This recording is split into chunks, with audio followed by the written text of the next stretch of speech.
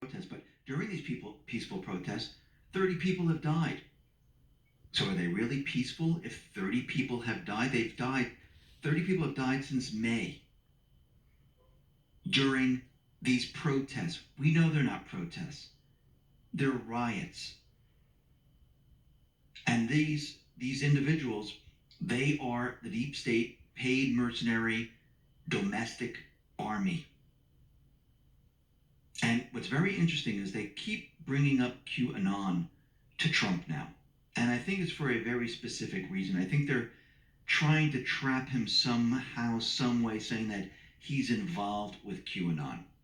Actually, they haven't been asking the right question. And today, during the presser, they asked him some questions. Take a listen to what he said when they asked the question about QAnon.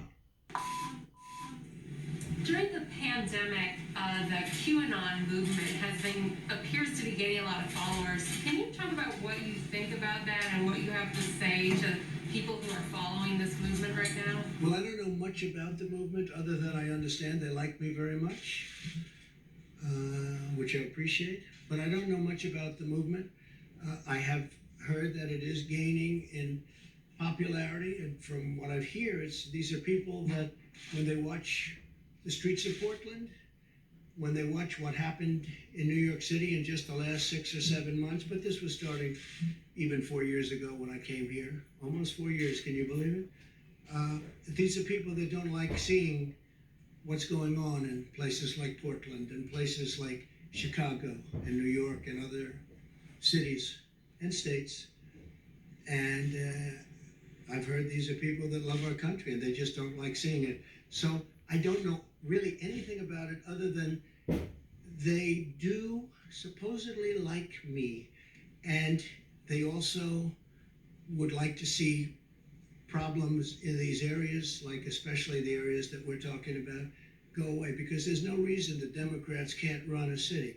And if they can't, we will send in all of the federal, whether it's troops or law enforcement, whatever they'd like, we'll send them in, we'll straighten out their problem in 24 hours or less, okay? And the crux of the theory is this belief that you are secretly saving the world from this satanic cult of pedophiles and cannibals. Does that sound like something you are behind? Well, I haven't heard that, but is that supposed to be a bad thing or a good thing? I mean, you know, if I can help save the world from problems, I'm willing to do it. I'm willing to put myself out there.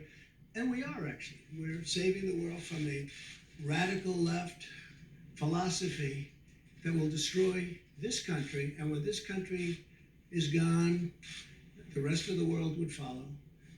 The rest of the world would follow. That's the importance of this country.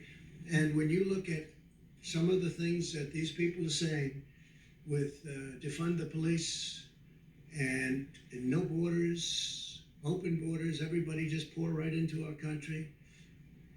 No testing, no nothing. You know, you talk about testing, no testing.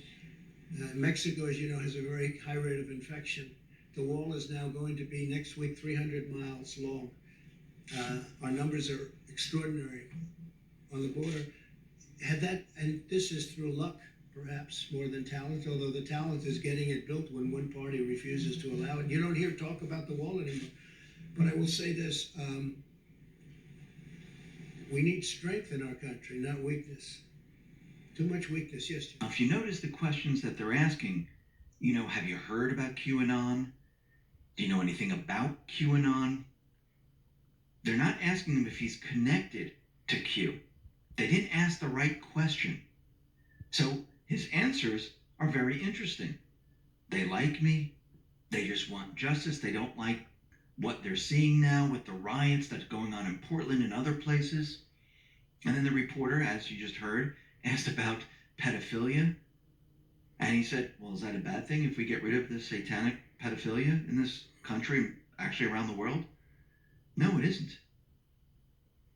But they didn't ask him the right question. So why are they trying to drag him into QAnon without asking if Q is real? Because they haven't asked him that. Are they planning something to try to tie him into it? But he's very careful with his answers. Now, if they asked him, is Q an intelligence operative in your organization? Well, he could say yes then, and then people would know Q is real. But just by saying, do you know anything about Q? Do you think Q is real? I think they're trying to lead him down a path where they're going to use certain operatives to do something that's terrible and then have it reflect on him. I think it's a setup.